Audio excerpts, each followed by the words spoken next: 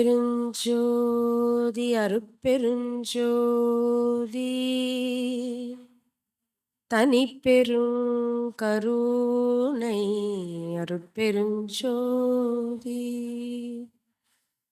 கொல்லாவிரதம் குவலயமெல்லாம் ஓங்குக, எல்லா உயிர்களும் இன்புற்று வாழ்க. சுத்த சன்மார்க்க நெறி உலகெல்லாம் தழைத்தோங்குக. பசியில்லா பார் விரைந்து மலர்க. வள்ளல் மலரடி வாழ்க வாழ்க. வாழ்க வையகம், வாழ்க வையகம், வாழ்க வளமுடன்.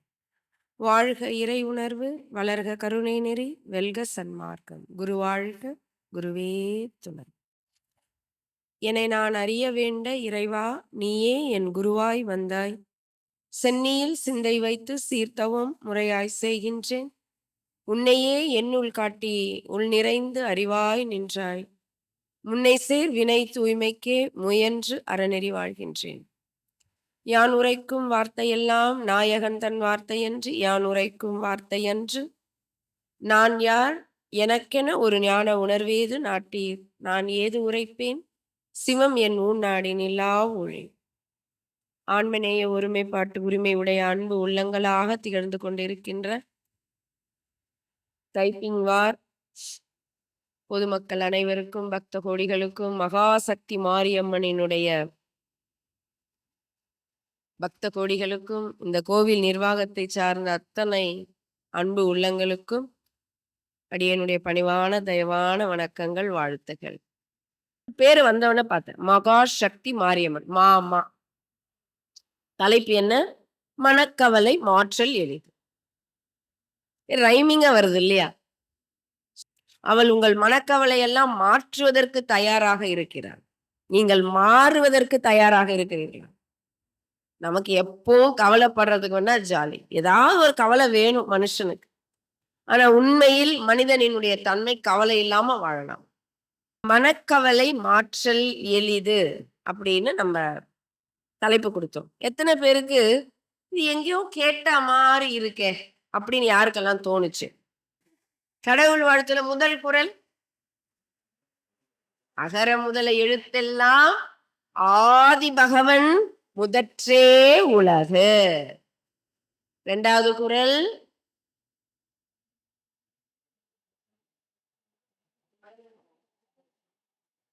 கற்றதனாலாய பயனென்கொள் வாளறிவன் நற்றால் தொழாரெனின். கற்றதனாலாய பயனென்கொள், படிச்சதுனால என்னடா பிரயோஜனம்? வாளறிவன், வாளறிவன் என்று இறைவனை சொல்கிறார். பெரிய அறிவு, அவன் அறிவோட யார் அறிவும் ஒப்பிட முடியாது. அப்படிப்பட்ட இறைவனினுடைய திருத்தாள்களை தொழவில்லை என்றால் நீ படிச்சு என்ன பிரயோஜனம்? இப்படி குறள் ஆரம்பிக்கும். அதுல வரக்கூடிய குறள் தான் 7வது குறள். தனக்கு உவமை இல்லாதான் தாழ் சேர்ந்தார்க்கு அல்லால் மனக்கவலை மாற்றல் அரிதுன்னு 7வது குறள் இது. அதான் எதையாவது கேள்விப்பட்டீங்களா இந்த வரிகளை? மனக்கவலை மாற்றல் அரிது என்பதை நான் எளிதாக மாற்றேன். தனக்கு உவமை இல்லாதான் யார் அவர்? எந்த ஒரு பொருளுக்கும் உவமை இருக்கு. இப்ப நான் இதை கேட்கிறேன், இதுக்கு ஏதாவது உவமை சொல்லுங்கன்னா உவமை சொல்லுவீங்க. பாட்டில் மாதிரி இருக்கு சொல்லுவீங்கல்ல. இது எப்படி இருக்கு? ஏதோ ஒரு பெஞ்ச் மாதிரி. எந்த பொருளையும் நீங்கள் வேறு ஒரு பொருளை உவமை செய்து புரிய வச்சிடலாம். ஒரு கரும்பு எப்படி இருக்கு? கொஞ்சம் மூங்கில் மாதிரி இருக்கும். அப்ப ஒரு ஒரு பொருளுக்கும் ஒரு உவமை இருக்கிறது, சொல்லுவீங்க நீங்க. இப்ப இங்க எல்லாம் துரியான் பழம் கிடைக்குது. நான் கேட்கிறேன், துரியான் பழம் சாப்பிடாத ஆளு நாங்கெல்லாம். இப்ப போன தடவை வந்தப்ப பார்த்து கொஞ்சம் சாப்பிட்டோம். சாப்பிடாதவங்களுக்கு நான் கேட்கிறேன், துரியான் பழம் எப்படி இருக்கும்னா என்ன சொல்வீங்க? எப்படி விளக்குவீங்க? கொஞ்சம் பலாப்பழம் மாதிரி இருக்கும், முள்ளு முள்ளா இருக்கும். மாம்பழம் மாதிரியும் கொஞ்சம் டேஸ்ட் இருக்கும், ஆனா மாம்பழம் மாதிரி இருக்காது. பலாப்பழம் மாதிரி இருக்கும், ஆனா பலாப்பழம் மாதிரி இருக்காது. இப்படி சொல்லுவீங்களா? பலாப்பழம் அப்படி இருக்கும். ஏதோ ஒன்றை சொல்லுவோம் இல்லையா? புரிகிறதா? ஆனால் இறைவனை விளக்கு, தனக்கு உவமை இல்லாதான். அவனை வேறு ஒரு பொருளோடு உவமிக்க முடியாது. கொஞ்சம் ஒரு பொருளோடு உவமிக்கலாம். யாரு பதில் சொல்றீங்கன்னு பார்க்கலாம். கொஞ்சம் திருப்தியா இருக்கும். ஒரு பொருளோடு இறைவனை ஓமிக்கலாம். இறைவனை ஓமிக்க வேண்டும் என்றால் ஒரு பொருள் இருக்கிறது. அம்மாவை ஒப்பிட முடியாதா? அம்மா அம்மா சாமி இல்ல. இறைவனோடு நீங்கள் ஒரு பொருளை ஒப்பிடலாம்னா அம்மாவை ஒப்பிடலாம். ஆனா அது கூட ஒப்புமை பண்ண முடியாது. எங்க ஐயா சொல்றாரு வள்ளல் பெருமானார். தாயிற் மாணிக்கவாசகர் சொல்றாரு திருவாசகம் சிவபுராணத்தில், தாயிற் சிறந்த முடிங்க தயாவான தத்துவனே. ரொம்ப ஆழமான வரி சிவபுராணத்துல இது. தாயிற் சிறந்த தயாபரனேன்னு சொன்னா கூட விஷயம் இல்லை. தாயிற் சிறந்த தயாவான தத்துவனே. உன் தத்துவம் எப்படி இருக்கு? உன் பிலாசபி எப்படி இருக்கு? தத்துவம் என்றால் உண்மை இயல். உன்னுடைய நிலைப்பாடு எப்படி இருக்கு? தாயை சிறந்த தயவுடையவன் நீ. உருகணும் சரியா? அப்படி அவனுடைய அன்புக்கு வேணுமெனா தாயை ஓமை செல்லலாம். அதுல கூட தாய் கிடையாதுன்ட்டார். தாயினும் பல மடங்கு அன்பு, தாயினும் பல மடங்கு அவனை எதோடையும் ஒப்பிட முடியாது. அதனாலதான் வள்ளல் பெருமானார், எங்க வள்ளல் பெருமானார் அருட்பெருஞ்சோதி அருட்பெருஞ்சோதி தனி பெருங்கருணை அருட்பெருஞ்சோதின்னு போட்டார். அதுக்கு என்ன அர்த்தம்? தனி பெருங்கருணைனா என்ன?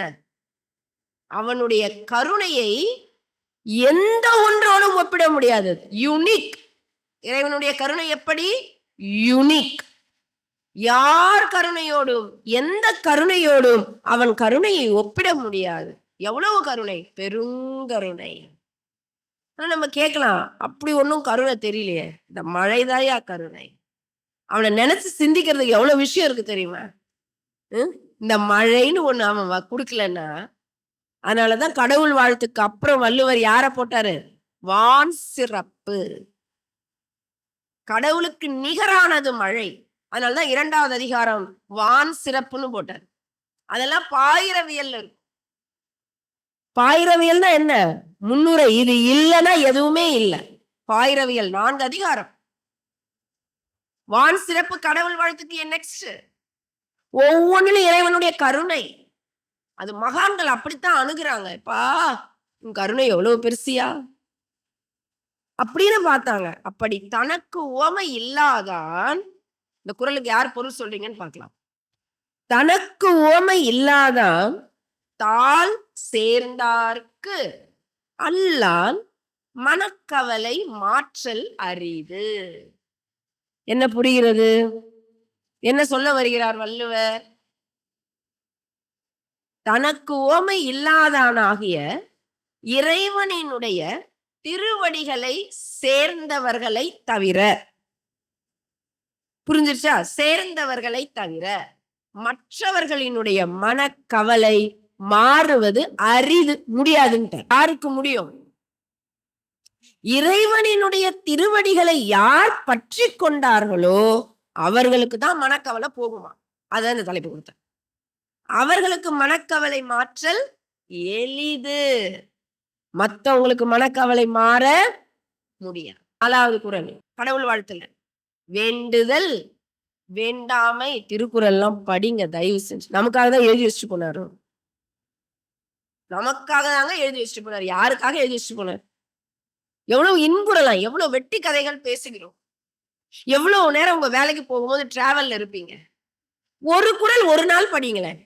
ஒரு குறள் ஒரு நாள் எவ்வளவு ஒரு ஒரு ஒரு கம்பீரமா இருக்கலாம் தெரியுமா? எனக்கு இத்தனை குறள் தெரியும், இப்ப நான் கேட்கும் போது எவ்வளவு கம்பீரமா சொல்லலாம்.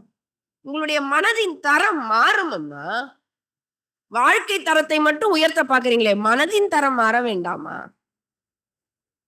உங்க சொற்களின் தரம் மாற வேண்டாமா? உங்கள் எண்ணத்துல தரம் உயர வேண்டாமா? அப்படின்னா திருக்குறள் படி. திருக்குறள் என்றால் 3 அறம் பற்றி, பொருள் பற்றி, இன்பம் பற்றி. இன்பத்தில் இருக்கிற 25 அதிகாரங்களும் கணவன் மனைவியின் உறவின் மேன்மையை உணர்த்துவது. ஒண்ணும் வேண்டாம், அந்த குரலை குழந்தைங்களுக்கு சொல்லி கொடுத்தாலே போதும், டைவர்ஸ் குறைஞ்சிரும். ஒரு திருமணம் பண்ணிக்கிறியா, இது நீ படிச்சாதான்டா உனக்கு கல்யாணம்னு கவர்மெண்ட் ரூல் போடணும் இனிமே. நீ பிள்ளை பெத்துக்கணுமா, மக்கட்பேறு அதிகாரத்தை படி. இந்த மாதிரி குரல் படிச்சுட்டு நீ செஞ்சுட்டாலே போதும், உனக்கு வேற எந்த கவுன்சிலிங்கும் தேவையில்லை. அப்படி இருக்கிறது தமிழ்ல அவ்வளவு விஷயங்கள் திருக்குறளில். அதுல ஒரு குறள், வேண்டுதல் வேண்டாமை இலான் அடி சேர்ந்தாருக்கு யாண்டும் இடும்பையில. 4வது குறள் இது. இறைவன் யாராம்? வேண்டுதல் வேண்டாமை இலான். எப்படிலாம் விளக்குறாரு பாருங்க கடவுளை. கடவுளோட பேரை சொல்லவே மாட்டார், அவன் தன்மையை மட்டும்தான் வள்ளுவன் சொல்லுவார். இறைவனுக்கு வேண்டுதலும் இல்லை, வேண்டாமையும் இல்லை. அவனுக்கு யாரும் வேண்டவங்களும் கிடையாது. இந்த மழைக்கு ஏதாவது வேண்டுதல் வேண்டாம இருக்கா? ஓ, இது நகர்பகுதியா இருக்கு, இங்க பெஞ்சா என்ன கொஞ்சம் புகழ்வாங்க. ஐயோ, இது வயல்வெளியா இருக்கு, உழவர்கள் என்ன பாராட்டுவாங்க. ஐயோ, இது சாக்கடையா இருக்கு, இங்க நான் பெய்ய மாட்டேன். ஐயோ, இது கடல்ல பெஞ்சு என்ன பிரயோஜனம், நான் போறேன். கைமாறு வேண்டா கடப்பாடு மாறி மாட்டு என்பார் வள்ளுவர்.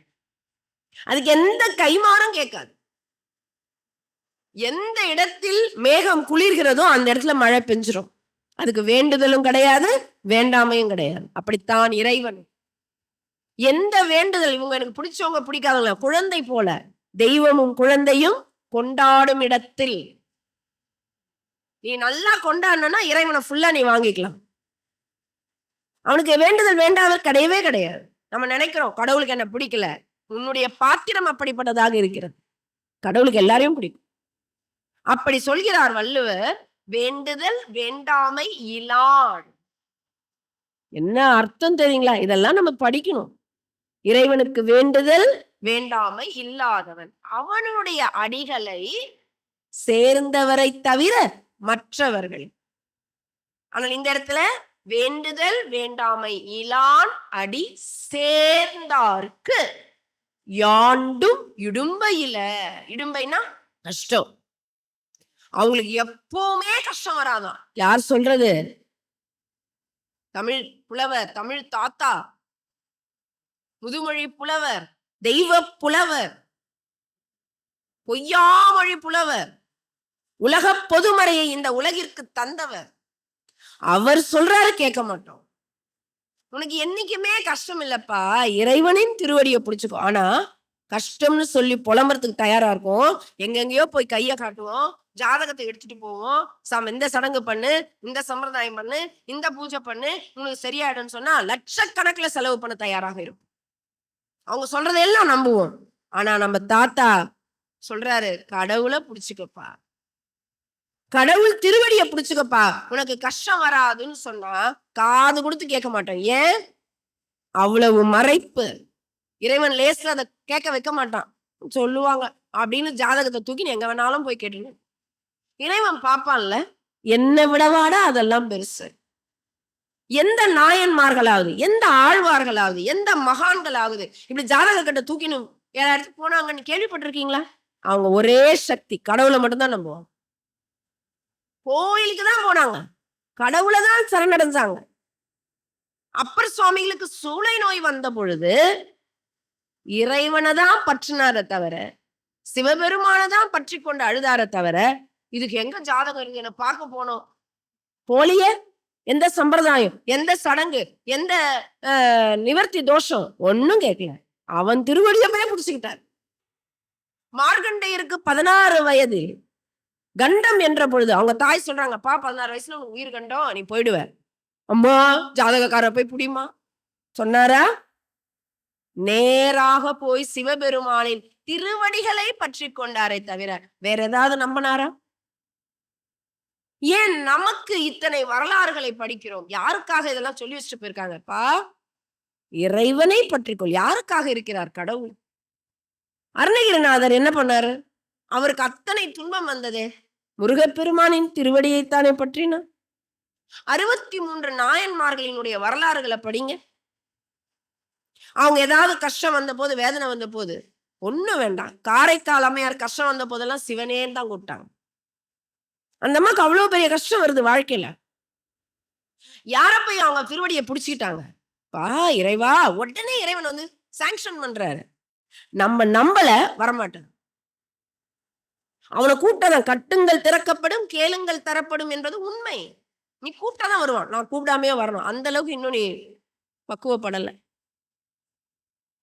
நீங்க கூப்பிட்டு பாருங்க. மெய் மறந்து கூப்பிட்டு பாருங்க. நம்பிக்கையோட அழைச்சு பாருங்க. உன்னை தவிர வேற யாரும் இல்லன்னு சொல்லி பாருங்க. இறைவன் வருவார். ஆனா நமக்கு நம்பிக்கை இல்ல. அப்பர் சுவாமிகள் அவர்களை ஒவ்வொன்னும் சொல்லிட்டே போலாம். மனக்கவலை மாற்றல் எளிது என்பது என்ன? இறைவனை பற்றிக் கொள்வது. இப்ப உங்களுக்கு இன்னும் மனக்கவலை இருக்கு அப்படின்னா, கடவுளை நம்ம புடிச்சுக்கலன்னு அர்த்தம். கடவுள் ஒரு இடத்துல இருக்காருன்னா, அந்த இடத்துல கவலை இருக்கக்கூடாது. கவலை உங்களுக்குள்ள இருக்குன்னா, கடவுள் அங்க இல்லன்னு அர்த்தம். இதான் உண்மை. உங்களிடத்தில் கடவுள் முழுமையாக இருக்கிறார். நான் கடவுளை நம்புறேன் அப்படின்னா, கவலைப்படக்கூடாது. உண்மையிலே நாத்திகவாதிகள்னு ஒரு பேர் இருக்காங்க. யார் அவங்கெல்லாம்? கடவுளை நம்பாதவங்க இல்ல? இந்த கூட்டம் எல்லாம் கடவுளை நம்புது இல்லையா? ஆனா உண்மை என்ன தெரியுங்களா? மகாத்மா சொல்றாரு. யார் நாத்திகவாதிகள்? கடவுளை நம்பாதவர்கள் அல்ல. கடவுளை நம்புகிறேன் என்று எவர் ஒருவர் கவலைப்பட்டுக் கொண்டே இருக்கிறார்களோ, அவனை விட நாத்திகவாதி இந்த உலகத்திலே இல்லை. நான் கடவுளை நம்புறேன். இப்போ ஒரு பாதையை கடக்கிறோம். ரொம்ப நெரிசல் மிகுந்த பாதை. அந்த பாதையை கடக்கும்போது நமக்கு இந்த லெஃப்ட் வண்டி வரும், இந்த வண்டி வரும், எல்லாம் பயமா இருக்கும். சின்ன வயசுல ரொம்ப கஷ்டமா தான் இருக்கும். ஆனா பக்கத்துல நம்ம அம்மா கையை புடிச்சிட்டு இருக்கோம். இல்ல அம்மா நம்ம கையை புடிச்சிட்டு இருக்காங்க. நீங்களும் கடந்திருப்பீர்கள். உங்கள் குழந்தைகளையும் கடக்க வைப்பீர்கள். நீங்க கடந்திருக்கும் போது உங்களுக்கு பயம் இருந்திருக்கா எப்பயாவது? அம்மா கையை புடிச்சிட்டீங்க. அம்மா அப்படி பார்த்து கூட்டு போயிட்டே இருப்பாங்க. லெஃப்ட் ரைட் அவங்க பார்ப்பாங்க. நீங்க லெஃப்ட் ரைட் பார்ப்பீங்களா? பார்க்க மாட்டீங்க. ஏன்? என் அம்மாவை நான் நம்புறேன். என் அம்மாவை நான் நம்புறேன்.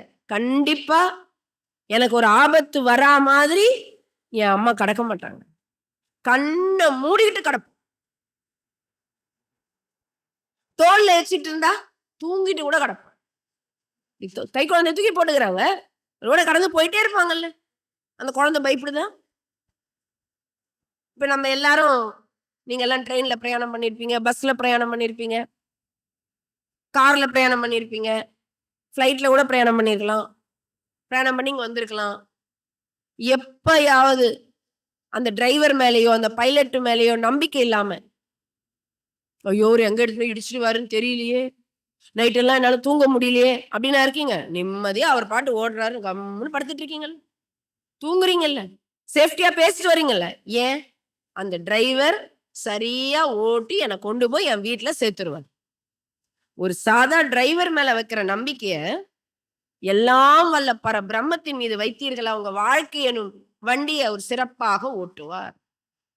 இன்னும் அந்த டிரைவர விட இவர் யார் தெரியுமா? கொஞ்சம் சிந்தியுங்க. கொஞ்சம். நீங்க பிறப்பதற்கு முன்பே நீங்க பிறப்பதற்கு முன்பே எல்லா தாய்மார்களுக்கும் தெரியும். ரெடியா பால் வச்சிருக்காருங்க. குழந்தை பிறந்தவன என்ன பண்ணும்னு கர்ப்பப்பைக்கும் தாயினுடைய தனங்களுக்கும் கனெக்ஷன் இருக்கு. இங்க கர்ப்பம் உருவாயிடுச்சுனாலே தாய்ப்பாலுக்குரிய எல்லா தயாரிப்பு வேலைகளும் நடந்துரும். இதை விட கருணை இறைவன் என்ன சொல்றது? குழந்தை பிறந்தா என்ன சாப்பிடும்? அதுக்கேற்ற உணவு என்ன? தாயின் தனங்கள் வைத்திருக்கிறாரு. கருணை இல்லையா? அது கூட பரவாயில்ல. நான் கரு ஜனிக்கும் பொழுது இந்த கரு வளரணும்னு சொல்லி ஒரு தொப்புள் கொடிய உருவாக்கி என் தாய் எந்த உணவு உண்டாலும் ஒரு குழந்தைக்கு ஏற்ற உணவாக சத்து பொருளாக மாற்றி அனுப்புது. கருணை இல்லையா? எப்பயாவது நான் யோசிச்சேன்னா, நான் ஜனிச்சா நான் என்ன பண்ணுவேன்? கர்ப்பப்பைக்குள் நான் பிறந்த பிறகு எனக்கு என்ன பண்ணுவேன்? தாய்ப்பால் யோசிச்சிங்களா? எதுவும் தெரியாது. இறைவன் நம்மள அப்படி ஜம்முன்னு பாத்துக்கிறாரு. அந்த இறைவனுக்கு இன்று வரை என்னை கொண்டு வந்த இறைவனுக்கு இனிமேல என்னை கொண்டு போக தெரியாதான்னு அந்த வாழ்க்கை என்கிற ரதத்தினுடைய அந்த கயிறை எடுத்து இறைவன் கையில கொடுத்துட்டு அர்ஜுனன் உட்கார்ந்த மாதிரி நம்மளால உட்கார முடியுதா? எல்லா பாரத்தையும் தூக்கி தலையில போட்டுக்க வேண்டியது. ரமண மகரிஷி தெரியுமா உங்களுக்கு? ரமண மகரிஷி தெரியுமா? திருவண்ணாமலை. அவரை குருவாக அடைந்த சாது ஓம் சுவாமிகள் ஒரு பாட்டு எழுதியிருக்காரு. யூடியூப்ல இருக்கு, போய் கேட்டு கேட்டு பாருங்க. அவர் சொல்லுவாரு, எத்தனையோ கற்றனையே இதனை கேட்டாயா? எத்தனையோ படிச்சியடா, இத கேட்டியா? இனிமேலேனும் அமைதியாக இருக்க மாட்டாயா? எத்தனையோ கற்றனையே இதனை கேட்டாயா? அழகா அடுத்த வரி, நம் புத்தி கெட்டாததெல்லாம் நன்றாய் புரிந்து நடத்தி வைக்கும். உன் புத்திக்கு எட்டாதுடா சில விஷயம். ஏன் நடக்குது, எதுக்கு நடக்குது, இதெல்லாம் நமக்கு தெரியாது. நீ கேள்வி கேட்கவும் முடியாது. நம் புத்தி கெட்டாததெல்லாம் நன்றாய் புரிந்து நடத்தி வைக்கும். ஒரு சக்திக்கு விட்டு விட்டால் உள்ளத்தில் சாந்தி நிலைத்து விடும். அந்த சக்தி கிட்ட உன்னை ஒப்படைச்சிரு, உள்ளத்துல சாந்தி இருக்கும்.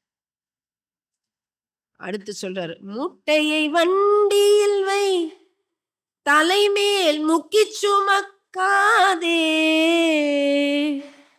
உன் மூட்டைய வாழ்க்கை என்கிற அந்த பாரத்தை எடுத்து இறைவன்ற வண்டியில வச்சுட்டு உன் தலையில முக்கி சுமக்காதே. அடுத்து சொல்றாரு, மனசேட்டை இல்லாவதில்லை, திருவருள் சித்தம் நடத்தி வைக்கும். உன் மன இஷ்டத்துக்கு எதுவும் நடக்காது. திருவருள் சித்தம் என்ன யோசிச்சிருக்கோ அதுதான் நடக்கும். நீ என்ன அழுது புரண்டு என்ன பண்ணாலும் இதான் நடக்கும். இறைவன் கையில ஒப்படைச்சிரு. நீ மாத்தணும் மாத்தணும் நினைச்சா இறைவன் அப்படியா அப்படியான்னு இன்னும் பண்ணுவான். எனக்கு தெரியாது, நீ ஏன் பண்ணி. அதுக்கப்புறம் நடக்கிறதா நன்மையே நடக்கும். அவன் விரும்புவதெல்லாம், அவன் பொசசிவ்ங்க. என்ன புடி, நான் பாத்துக்கிறேன். அம்மா அப்பாவே இருக்காங்க, நீங்களே அம்மா அப்பா இருக்கீங்க. இப்ப உங்க பையன் ரொம்ப அடம் பிடிச்சதுன்னு வச்சுக்கோங்க, கோமா தூக்கி அடிப்பீங்க. ஆனா அதுக்கப்புறம் நீ ஏதாவது நிறைய இது பண்ணுவோம். நல்ல ஒரு திறம்பட அம்மாவா இருந்தா, இப்ப கொடுத்துட்டேன், அதுக்கப்புறம் இருக்கடா உனக்கு நல்ல ஒரு கம்பீரமான அம்மா வந்தா பண்ணும். 4 பேர் முன்னாடி அடம் பிடிக்கிறான், கொடுத்துருவீங்க. மானம் போதுன்னு கொடுத்துருவீங்க. நல்ல கம்பீரமான அம்மாவா என்ன பண்ணும்? இவ்வளவு அடம் பிடிச்சல, நீ இவ்வளவு அடம் பிடிச்சல, இனிமே இருக்குடா உனக்கு. அதே நீங்க அம்மா கேக்குறாங்க, நான் தரேன்டா சொல்ல, அம்மா நீ என்ன கொடுத்தாலும் சரிம்மா, நீ என்ன இன்னும் பெஸ்டா கொடுப்பாங்க. அம்மா இன்னும் பெஸ்டா கொடுப்பாங்க. இறைவன் கிட்ட அப்படித்தான் நம்மளை ஒப்படைச்சிடணும். உனக்கு எல்லாம் தெரியும், சரணாகதி. உனக்கு எல்லாம் தெரியும் இறைவா, உனக்கு எனக்கு உன்னை மட்டும்தான் தெரியும். சரணாகதி அடைஞ்சிடணும். அடைஞ்சிட்டு முழுசா கொடுத்து பாருங்க, வாழ்க்கை உங்களுக்கு அவ்வளவு பிரகாசமா இருக்கு. ஆனா நமக்கு கஷ்டம் ஏன் வருது தெரியுமா? இது செஞ்ச இறைவனுக்கு இவ்வளவு தூரம் எனக்கு ஒண்ணே ஒண்ணு, நீ ஜனித்த பொழுது உனக்கு யாரு தொப்புள் கொடி உறவின் மூலமாக உணவு கொடுத்தா? உனக்கு மூக்கு, கண்ணு, காது, வாய் இதெல்லாம் யார் செஞ்சா? அழகா வந்துதா? அதற்கு பிறகு பிறந்த பிறகு தாய்ப்பாலை கொடுத்தாரா? இவ்வளவு நல்லா வளர்த்து அம்மா அப்பான்னு கொடுத்து வளர்க்க வச்சாரா? இந்த இறைவனுக்கு என்ன பார்த்துக்க முடியாத? நம்பிக்கை இல்லைங்க நமக்கு. கொஞ்சம் வளர்ந்தவனும் என்னமோ எல்லா பாரமும் என் மேல, முழுசா அவங்கிட்ட ஒப்படைச்சிட்டு ஜாலியா இருக்கலாம். ஒரு கதை சொல்லுவாங்க, ஜென் கதை. ஒரு ஆறு ஓடிட்டு இருக்கு, கங்கை மாதிரி ஒரு ஆறு ஓடிட்டு இருக்கு. அந்த ஆறுல ஒரு துரும்பு, 2 துரும்பு இருக்கு. அதுல ஒரு துரும்பு சொல்லுது, இந்த ஆற்றினுடைய ஓட்டத்தை நான் தடுத்து நிறுத்த போறேன்னு. முடியுமா? ஆற்றினுடைய ஓட்டத்தை நான் தடுத்து நிறுத்த போறேன்னு அது போராடுது. இன்னொரு துரும்பு சொல்லுது, நான் அதெல்லாம் முடியாது, இந்த ஆறு எங்கெல்லாம் போதோ அது கூடயே போய் நான் ஜாலியா இருக்க போறேன்னுச்சு. 2ம் துரும்பு தான், 2ம் ஆத்துல தான் பயணிக்குது. அருமையான கதை, உள்ள வாங்க. 2ம் துரும்பு தான், ஒரே சைஸ் துரும்பு தான், 2ம் ஆத்துல தான் பயணிக்குது. வேற வழி இல்லை, பயணிச்சுதான் ஆகணும். ஒரு துரும்பு சொல்லுது, இந்த ஆற்று வெள்ளத்தை நான் தடுத்து நிறுத்த போறேன்னு. இன்னொரு துரும்பு சொல்லுது, இந்த ஆறு எங்கெல்லாம் போதோ அது கூடயே நான் போறேன்னு. கடைசியில போய் 2 துரும்பும் கடல்ல தான் கலக்க போகுது. ஆனா இந்த ஒண்ணு சொல்லிச்சு பாருங்க, நான் எதிர்த்து நிக்க போறேன்னு. அது அல்லோலப்பட்டு அப்படி அலைச்சு ஒரு வழி ஆகி போய் ஆத்துல கலந்தது. சந்தோஷமே அனுபவிக்கல. கடல்ல கலக்குற வரைக்கும் அது சந்தோஷமே அனுபவிக்கல. எதிர்த்து நிக்கிறேன்னு சின்னாபின்னமாயி போய் சேர்ந்தது. ஆனா 2வது இருந்தது பாருங்க. இந்த ஆறு எங்கெல்லாம் போதோ நான் போறேன். அது மேல கடல் மேல போது, கல்லு மேல போதா? இல்ல மரத்த கடக்குதா? இல்ல மலையிலேருந்து அருவியா விழுதா? இல்ல நகர்ப்புறங்கள்ல ஆறா ஓடுதா? அது எங்க போதோ ஜாலியா ரசிச்சுட்டு நான் போவேன்னு சொல்லி போய் கடல்ல கலந்தது. மகிழ்ச்சியா போச்சு கடல்ல. அப்படித்தான். இத இப்ப ஏறமன் அத பாட்டா போட்டாரு. எல்லா புகழும் ஒருவனுக்கே. நீ நதி போல ஓடிக்கொண்டிரு. உன் வேர்வைக்கும் வெற்றிகள் வேர்வைக்குமே. உன்னை உள்ளத்தில் ஊர் வைக்குமே. எல்லா புகழும் ஒருவனுக்கு தான்டா. நீ நதி போல ஓடிக்கிட்டே இரு. என்ன வருதோ கடவுள் பார்த்து. நீ என்ன அழுதாலும் என்ன புரண்டாலும் மாற்ற முடியாது. இறைவனுக்கு எல்லாம் தெரியும். நம்ம நிறைய பேருக்கு இந்த சரணாகதி இல்ல. நாம என்ன பண்ணாலும் தடுத்து நிறுத்த முடியாது. நடக்கிறது தான் நடக்கும். அதுக்கு பதிலா என்ன பண்ணிடலாம்? சரணாகதி. இந்த ஒரு பண்பு உங்களிடத்தில் வந்துட்டா உங்களுக்கு கஷ்டமே கிடையாது லாஸ்ட் வரைக்கும். நீ என்ன குடுக்குறியோ குடு. கிருஷ்ணர் அதை தானே சொன்னார் கீதையில. எது நடந்ததோ அது நன்றாகவே நடந்தது. எது நடக்கிறதோ அதுவும் நன்றாகவே நடக்கிறது. எது நடக்க இருக்கிறதோ அதுவும் நன்றாகவே நடக்கும். எவ்வளவு ஆழமான வார்த்தை தெரியுங்களா? கேலண்டர்ல மாட்டி வச்சுப்போம். ஆனா உள்ள போகாது. ஏண்டா நீ கேட்டு எதுவும் நடக்கல. எது நடந்ததோ அது நல்லா நடந்திருக்கு. இப்ப எது நடந்துட்டு இருக்கோ அதுவும் நல்லா தான் நடந்துட்டு இருக்கு. இனி எது நடக்க இருக்கிறதோ அதுவும் நன்றாகவே நடக்கும். அப்படி சரணாகதி அடைஞ்சு பாருங்க. வீணா ஒரு புளியம்பழத்தோடு ஒப்பிடுவார்கள் ஞானத்தை. ஒரு புளியம் காய் இருக்கு. பார்த்திருக்கீங்களா? புளியங்காய் அது எப்படி இருக்கும்? ஓடு, சதை, கொட்டை பின்னி பிணைஞ்சிருக்கும். புளியம்பழம் ஆயிடுச்சுன்னா ஓட்டை பிரிக்கலாம். பழத்தை தனியா எடுத்து போடலாம். கொட்டையை தூக்கி போடலாம். பிரிக்கிறது ரொம்ப ஈஸி. அப்ப அந்த ஞானம் நமக்கு கனியும் பொழுது மனம் புளியம்பழம் மாதிரி பழுத்துணும். எளிதா பிரிக்கணும் எதுல இருந்தோனாலும். எதுக்காவது நாயன்மார்கள் நீங்கெல்லாம் படிச்சிருப்பீங்க. நாயன்மார்கள், ஆழ்வார்கள், அருணகிரிநாதர் இது போன்ற மகான்களினுடைய வாழ்க்கை சரிதத்தை படியுங்கள். மாணிக்கவாசகர் என்ன சொன்னாரு? சொல்லிய பாட்டின் பொருள் உணர்ந்து சொல்லுவார். செல்வ செல்வ சிவபுரத்தின் கீழ் பல்லோரும் ஏத்த பணிந்தனர். சும்மா சிவபுராணத்தை சொல்லிட்டா பாட்டின் பொருள் உணர்ந்து சொல்லணும். பொருள்னா என்ன? மீனிங்கா? அந்த பொருள் சிவபெருமான். அவனை உணர்ந்து சொல்லுடா. உங்களுக்கு தெரிஞ்சிருக்கும். திருவாசகத்தை இறைவன் படி எடுக்கிறார் சிதம்பரத்துல. கடைசி நாள் படி எடுத்து முடிச்சாச்சு. சிவபெருமானே அவருக்கு தெரியல. ஒரு வேதியர் வடிவத்தில் வந்து இவர் சொல்ல சொல்ல படி எடுக்கிறாரு. நான் ஊழி காலத்துல படிக்கணும்ட்டு. உங்களுக்கு வரலாறு தெரியும். மாணிக்கவாசகர் உணர்வின் உச்சத்துல இருக்காரு அன்னைக்கு. அவருக்கு தெரியாது இன்னும் கலக்க போறோம். இன்னைக்குதான் நம்ம சிதம்பரம் நடராஜனோடு கலக்க இருக்கிற நாள்னு தெரியாது. ஆனால் உணர்வின் உச்சத்துக்கு போயிட்டாரு. எழுதிய அவர் படி எடுத்தாச்சு. இப்ப அந்த இருக்கிற அந்த அந்தணர்கள், தில்லை வாழ் அந்தணர்கள் இவரை பார்க்கிறார்கள். அங்க அந்த ஓலை இருக்கிறது. அந்த பஞ்சாட்சர படி பக்கத்துல மேல திருவாசகம் படி எடுத்தது இருக்கிறது. யாரும் கேட்டா தில்லை அம்பலவாணர்னு சைன் இருக்கு. மாணிக்கவாசகர் சொல்ல சொல்ல அம்பலவாணர் எழுதியதுன்னு சைன் இருக்கு. நடுங்கிட்டாங்க. யாருடா இவரு? மாணிக்கவாசகர் இவரு சொன்னதை இவர் படி எடுத்திருக்காருன்னா யாரு? அப்ப திருவாசகம் எப்படின்னு தில்லை வாழ் அந்தணர்கள் மாணிக்கவாசகர் கிட்ட வராங்க.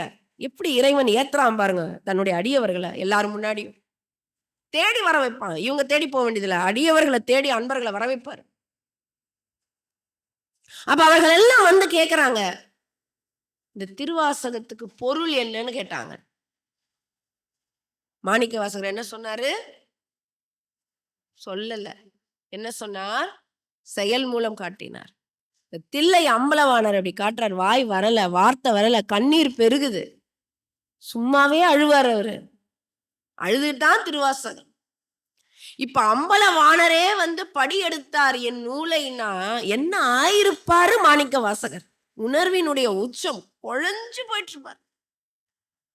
அந்த குழைவுல அப்பா நீ எழுதிய இந்த திருவாசகத்திற்கு உரை என்ன, பொருள் என்னன்னு கேட்ட பொழுது அழுத கண்களோடு உணர்ச்சி பொங்க பேச முடியாம நான் தழுதழுத்து கை சுட்டு விரலை மட்டும் பொருள் கேட்டீர்களேன்னு சொல்லி தில்லை அம்பலவாணரை காட்டுவார். திருவாசகத்தின் பொருள் என்ன? அம்பலவாண நடராஜமூர்த்தியை காட்டுவார். இவர்தான் இதற்கு பொருள். இன்னும் உணர்வு தெரியுமா? சிவபுராணத்தின் பொருள் என்ன? சிவமே அதன் பொருள். அது அப்படியே உள்ள வாங்கிடணும். இவ்வளவு பாடல்களும் திருக்குறள் அறநூல் அதுல ஏது பிரிச்சு வச்சிருக்காங்க. திருக்குறள் என்ன நூல்? அறநூல். திருக்குறளை படிச்சா அறமா மாறிடும். திருக்குறள் மனப்பாட பகுதின்னு வைப்பாங்க. 2 மார்க் கரெக்டா எங்க ஃபுல் ஸ்டாப் வைக்கணும், எப்படி சீர் பிரிச்சு எழுதணும் அப்படின்னு எழுதுனா 2 மதிப்பெண். அதுக்கு தான் பிள்ளைங்க படிக்குது. திருக்குறள் ஒரு வாழ்வியல் நூல். உன் கஷ்டத்தை எல்லாம் எடுத்துரும். ஐயா உனக்கு எல்லா பணமும் வரட்டும் ஐயா. ஒண்ணு சொல்றேன். ஒருவன் உங்க வீதி வழியா நடந்து போயிட்டு இருக்காரு. நல்ல கருப்பு துணியை வச்சு கண்ணை கட்டிக்கிட்டாரு. கண்ணை கட்டிட்டு நடந்து வர்றாரு. பகல் 12 மணி நல்ல சூரிய வெளிச்சம். ஆனா கண்ணை கட்டிட்டு இருக்காரு. எப்படி நடந்து வருவாருன்னு நினைக்கிறீங்க? இங்க விழுவாரு, அங்க விழுவாரு, தடுப்பாரு, அப்படி பண்ணுவாரு, இல்ல ரோடு தெரியாம போவாரு, இல்ல போய் கல்லுல இடிச்சுக்கலாம். பொத்து பொத்துன்னு விழறாரு. ஆனா நடந்து மட்டும் வராரு. உங்க எதிரில நீங்க போறீங்க. என்ன சொல்வீங்க? ஐயா அந்த கண்ணு கட்ட கொஞ்சம் கழட்டி விட்டா தான் என்ன? அந்த கண்ணு கட்ட கழட்டி விட்டு நடந்து போலாம்ல. போயா கழட்டுறதுக்கு நேரம் இல்லாம தானே ஓடின்னு இருக்கேன் நான். இப்ப அவரை என்ன சொல்வீங்க நீங்க? என்ன சொல்வீங்க? பேசிப்பீங்கல்ல. சரியான லூசா இருக்கான். இல்லன்னா பைத்தியம் பொழுது முட்டாளா இருக்கான். ஐயய்ய! இவன வச்சுன்னு வீட்ல எப்படி சமாளிக்கிறாங்க? ஐயய்ய! கழட்ட கூட நேரம் இல்லாம ஓடுதாமே இது. அப்படின்னு சொல்லுவீங்களா? இல்லையா? அப்படித்தான் உங்க அறிவு கண்ண கொஞ்சம் திறங்கன்றேன். அதுக்கு நேரம் இல்ல. மகான்கள் கூப்பிடுறாங்க. வள்ளல் பெருமானார் கூப்பிடுறாரு. நாயன்மார்கள் கூப்பிடுறாங்க. ஆழ்வார்கள் கூப்பிடுறாங்க. அப்பா கொஞ்சம் வாயா வந்து உட்காரியா, வந்து உட்கார்ந்து உன் அறிவு கண்ண திறந்து விட்டுறியா? அதுக்கப்புறம் ஓடியா பொருள் சம்பாதிக்கிறியோ, பணம் சம்பாதிக்கிறியோ, இல்ல வீடு கட்டுறியோ, இல்ல புள்ளைகள எல்லாம் கொஞ்சம் அறிவு கண்ண திறந்து வச்சுட்டு ஓடியா. நேரம் இல்லங்க. இப்ப இவங்கள நீங்க என்ன சொல்லுவீங்க? அவங்கலாம் யாரோ, நீங்க இல்ல. அதத்தான் இந்த வகுப்புகள்ல இவங்க ஏற்பாடு பண்றாங்க. வாங்க இன்னும் கொஞ்சம் சந்தோஷமா இருப்பீங்க. வர நேரம் இல்ல. எவ்வளவு பேர் இருக்காங்க இந்த ஊர்ல. வராங்களா? எவ்வளோ பெரிய ஹாலு. கொஞ்சம் கண் கட்ட கழட்டி விடுறோம் வாங்க. அதுக்கப்புறம் வாழ்க்கைய வாழ்ந்து பாருங்க. எதுக்கு உங்களுக்காக திருக்குறள் எழுதப்பட்டது? எதுக்கு திருவாசகம்? எதுக்கு திருமந்திரம்? எதுக்கு ராமாயணம்? எதுக்கு மகாபாரதம்? நமக்காக தானே. கொஞ்சம் வந்து கேளுயா. உன்ன மொத்த திருக்குறள் கூட படிக்க வேணாம். ஒரு திருக்குறள் படி. அதன்படி உன் வாழ்க்கையில எடுத்துக்கோ. அப்ப எதுக்காக இதெல்லாம்? வாழ்க்கையில எடுத்துக்கோ. உன் வாழ்க்கை ஜம்முன்னு போகும். ஆப்ரஹாம் லிங்கன் அவர்கள் எப்பொழுது நூல் படிச்சுக்கிட்டே இருப்பாரு. அவர் எவ்வளவு பெரிய வெற்றியாளர். ஆனா எத்தனை தடைகளை அவர் சந்தித்தார். எவ்வளவு கஷ்டம்லாம் அனுபவிச்சாருன்னு உங்களுக்கு தெரிஞ்சிருக்கணும். அத்தனை தோல்விகளை சந்தித்தார். ஆனா எப்பவுமே அந்த பாட்டு அந்த தோல்விகள்லாம் அவர் மனசுல ஏத்துக்கவே மாட்டார். நூல்கள் படித்துக் கொண்டே இருப்பார். அவங்க மனைவிக்கு ஒரு நாள் கோவம் வந்துச்சு. வீட்ல பட்டினி, பசி, வேற வழி இல்ல. அவர் வந்து வேணும்னு வறுமைய குடுக்கல. அவருடைய சூழல் வறுமை. அவர் கையால் ஆகாதவர் இல்லை. வேற வழி இல்ல. அன்னைக்கு அவங்க அந்த வறுமையை எதிர்கொள்ள வேண்டிய சூழல். அப்ப மனைவி கத்துறாங்க. "என்ன பண்றீங்க? இந்த நூலெல்லாம் படிச்சு என்னதான் பண்ண போறீங்க? இது வந்து சோறு போடுமான்னாங்க." ஏன்னா எப்பவுமே நம்ம அதுதான். இது வந்து சோறு போடுமா? சோறு போடணும். ஆனா அந்த சோறு போடுறதுக்கு தான் பண்ணுவோம். ஆனா சோறு சாப்பிடவே நேரம் இல்லாம ஓடுவோம். எது கேட்டாலும் என்ன பண்ணுவோம்? இது இப்ப இப்ப எல்லாம் கேட்பாங்க. "இங்க போய் உட்காருறியே, உனக்கு சோறு போடுமா?" அதுக்கு ஆபிரகாம் லிங்கன் பதில் கொடுக்கிறார். அம்மா, நான் ஒரு காலத்துல இந்த இந்த புத்தகம் எனக்கு சோறு போடுமான்னு தெரியாது. நான் படித்தது எனக்கு சோறு போடுமான்னு தெரியாது. ஆனா, நான் ஒரு நாள் கண்டிப்பா ரொம்ப பெரிய ஆள் ஆவேன். ஆனாரா இல்லையா? அமெரிக்க நாட்டினுடைய ஜனாதிபதி ஆகப் போறாரு. அவரு அத நம்பிக்கையோட இருந்தார். அப்படி ஆகும் பொழுது, அந்த பதவியை நான் எப்படி சரியாக பயன்படுத்துவது என்பதை இந்த புத்தகம் தான் எனக்கு சொல்லிக் கொடுக்கும். செஞ்சாரா இல்லையா? அப்படித்தாம்மா, நீங்க சம்பாதிங்க. நல்லா படிங்க. ஆனா இந்த மாரி நல்ல சத்சங்கங்களை கேட்பது என்பது, உங்களுக்கு மிகப்பெரிய ஒரு வாழ்க்கையில மனப்பக்குவம் வரும்மா. ஒரு சூழல்களை எப்படி எதிர்கொள்றது? ஒரு நண்பர்களை எப்படி பராமரிக்கிறது? ஒரு உறவினர்களோடு எப்படி நட்பு பாராட்டுவது? ஒரு கணவன் மனைவி உறவை எப்படி பலப்படுத்துவது? ஒரு பிள்ளைகளை எப்படி வளர்ப்பது? ஒரு பிள்ளைகள் எதிர்த்து பேசும்போது அவங்கள எப்படி அழகா கண்ட்ரோல் பண்றது? நீங்களும் கத்திக்கிட்டு. பணம் இருக்கு, எல்லாம் இருக்கு. மகிழ்ச்சி இருக்கா? மகிழ்ச்சி இருக்கா சொல்லுங்க? இந்த மகிழ்ச்சியை, இந்த பக்குவத்தை எது குடுக்கும்? ஆதிசங்கரர் சொல்றாரு. பஜகோவிந்தம்ல சொல்றாரு. கேட்டிருக்கீங்களா அந்த பாட்டு? பஜகோவிந்தம் பஜகோவிந்தம் கோவிந்தம் பஜ மூடமதே. மூடமத்தேன்னா 2000 வருஷத்துக்கு முன்னாடியே திட்டியிருக்காரு நம்மள. 1000 வருஷம்னு சொல்லுவாங்க அவருடைய காலத்தை. 2000 வருடத்துக்கு முந்தையவர். இல்ல 2500க்கு முந்தையவர்ன்னு சொல்றாங்க. மூடமத்தே, மூடமதி உடையவர்களே, பஜ கோவிந்தம், கோவிந்தனை நினை, இறைவனை நினை, இறைவனை துதி, இறைவனை பாடுடா. அதை விட்டுட்டு என்ன பண்ற? அந்த பாட்டுல வரும், சம்பிராப்தே சந்நிஹிதி காலே, சம்பிராப்தே சந்நிஹிதி காலே, நகி நகி ரக்ஷதி டுக்ரும் கரனே, நகி நகி ரக்ஷதி டுக்ரும் கரனே, பஜ கோவிந்தம் பஜ கோவிந்தம். எப்ப இந்த பாட்டு எழுதுறாருன்னா, அவர் கங்கையில் நீராடி விட்டு காசி விஸ்வநாதரை தரிசிக்க காசி கோயில் அங்க இருக்காரு. ரொம்ப நாள் அங்கதான் இருப்பார் அவர். அப்ப அப்படி நீராடிட்டு விஸ்வநாதரை தரிசிக்க விடியற் காலை நேரம் போறாரு. அங்கே ஒரு வீட்டு வாசல் திண்ணையில உட்காந்து ஒருத்தன் டுக்ரும் கரணை பண்ணின்னு இருக்கான். டுக்ரும் கரணைன்னா இலக்கண சூத்திரங்கள், வடமொழி இலக்கண சூத்திரங்கள். அதுல ஒரு சூத்திரம் டுக்ரும் கரணை. டுக்ரும் அப்படிதானே மனப்பாடம் பண்ணுவோம் நம்ம. எப்படி மனப்பாடம் பண்ணுவோம்? அகர முதல் எழுத்தெல்லாம், மகர முதல் எழுத்தெல்லாம், மகர முதல் எழுத்தெல்லாம், மகர முதல் எழுத்தெல்லாம். இதுதான் மனப்பாடம் பண்ணுவோம். அந்த மாதிரி அவன் சூத்திரத்தை மனப்பாடம் பண்றான். டுக்ரும் கரணை, டுக்ரும் கரணை, டுக்ரும் கரணை, டுக்ரும் கரணை. இதை பார்த்தார் ஆதிசங்கர். பத்திட்டு வந்துடுச்சு அவருக்கு. விடியற் காலை நேரத்துல என்னடா பண்ணின்னு இருக்க? எனக்கு இதை படிக்கும்போது எனக்கு ஒண்ணு தோணும். ஆதிசங்கரர் இப்ப இல்ல, இப்ப மட்டும் இருந்திருந்தா சீரியல் பாக்குற பெண்களையும் ஆண்களையும் பார்த்து என்ன பண்ணிருப்ப?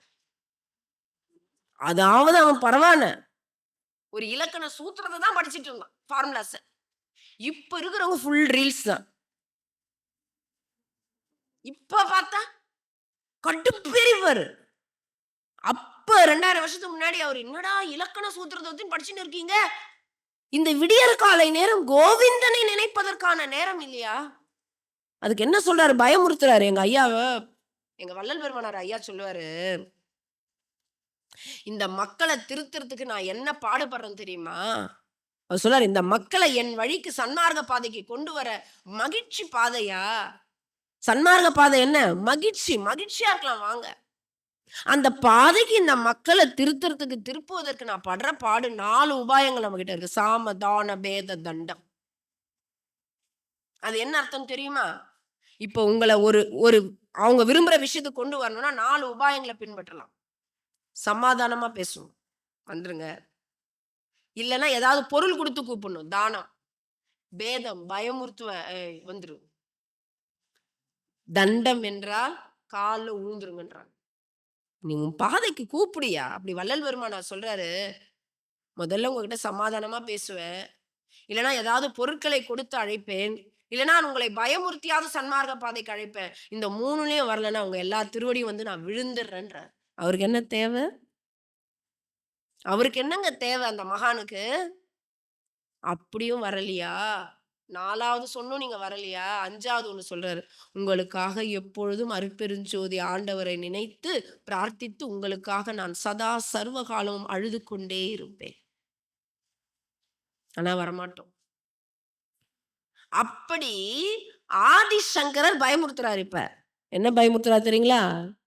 சம்பிராப்தே சந்நிஹிதி காலே. ஏண்டா உனக்கு ஒரு நாள் வரும்ல. எந்த நாள்? போற நாள். கூப்பிடுறாரு. போற நாள் ஒண்ணு வரும்ல. யமன் வந்து அங்க நிப்பான்ல. என்ன படிப்பு, பதவி, அதிகாரம் எல்லாம் இருக்கு. யமன் கிட்ட போய் பேச. நான் படிச்சவன் தெரியுமா? ஏன் கொரோனா கிட்டே உன்னால பேச முடியல? தம்ம தூண்டு கிருமி. இங்க பாரு, நான்லாம் 4 டிகிரி படிச்சிருக்கேன். உனக்கும் 14 நாள் குவாரண்டைன். போ உட்கார். நான் இவ்வளவு கோடி ரூபாய் சொத்து வச்சிருக்கேன். உனக்கும் அதேதான். மாஸ்க் போடு. அதுகிட்ட பேச முடிஞ்சுதா? உன் பதவி செல்லியதா? செல்லுபடியாச்சா? உன் அதிகாரம் செல்லுபடியாச்சா? உன் படிப்பு, உன் பணம், இன்னும் எக்ஸெட்ரா எக்ஸெட்ரா எவ்வளவு உறவுகளோட இருக்க. அப்பதான் ரொம்ப டேஞ்சரா இருக்கணும் பார்த்து. ஏதாவது கொரோனா முன்னாடி நம்ம நின்னுமா?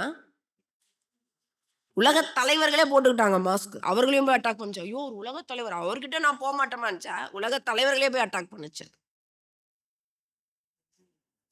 அப்ப அந்த ஒரு நாள் வருமே, யமன் வருவானே, அவனிடத்தில் உன் துக்ரம் கரணே செல்லுபடியாகுமான்றார். சம்பிராப்தே சந்நிஹிதி காலே நஹி நஹி ரக்ஷதி. காப்பாத்தாது, ரக்ஷதி காப்பாத்தாது. நஹி நஹி 2 வாட்டி போடுறாரு. நஹி நஹி ரக்ஷதி டுக்ரும் கரணே பஜ கோவிந்தம். அவர் சொல்லியே கேட்கல. ஜகத்குரு ஆதிசங்கரர் சொல்றாரு, கடவுளை நினைங்கப்பா. அதுல சொல்றாரு, சத் சங்கத்வே. இப்ப வழி என்ன? நான் கடவுளை நினைக்கிறதுக்கு வழி என்ன சொல்றாரு பஜகோவிந்தத்துல. சத் சங்கத்வே நித்சங்கத்வம் நித்சங்கத்வே நிர்மோகத்வம் நிர்மோகத்வே நிர்ச்சலத்வம் நிர்ச்சலத்வே ஜீவன் முக்தி. சத்சங்கத்துல வந்து உட்கார். ஆதிசங்கர சொல்றார், சத்சங்கத்துக்கு வந்து உட்கார். நல்ல விஷயங்களை காதுல கேளு. இந்த வேற வழியே இல்ல. இந்த உலகம் ரொம்ப டேஞ்சர். இந்த வாழ்க்கை நிலையானது இல்ல. எங்க எது வந்து உன்னை அச்சுறுத்தும்னே தெரியாது. திடீர்னு என்னென்னமோ சொல்றாங்க. அப்ப இந்த உலக வாழ்க்கை என்கிற இந்த காட்டு வழி பாதையில நீ போயிட்டு இருக்க. ஒரு குருவை புடிச்சுக்கோ. நல்ல விஷயங்களே ஒரு குரு தான். அது உன் வாழ்க்கையை செம்மைப்படுத்தும். எங்க மேடு வரும், எங்க பள்ளம் வரும், எங்க புயல் வரும், எங்க மழை வரும், எங்க காட்டு விலங்குகள் போல மனிதர்கள் உன்னை அட்டாக் பண்ணுவாங்க. புடிச்சுக்கோ. இந்த சூழல்களை எதிர்கொள்ளும் தைரியத்தை உனக்கு சத்சங்கங்கள் கொடுக்கும். நிறைய நல்ல விஷயங்களை கேளுங்க.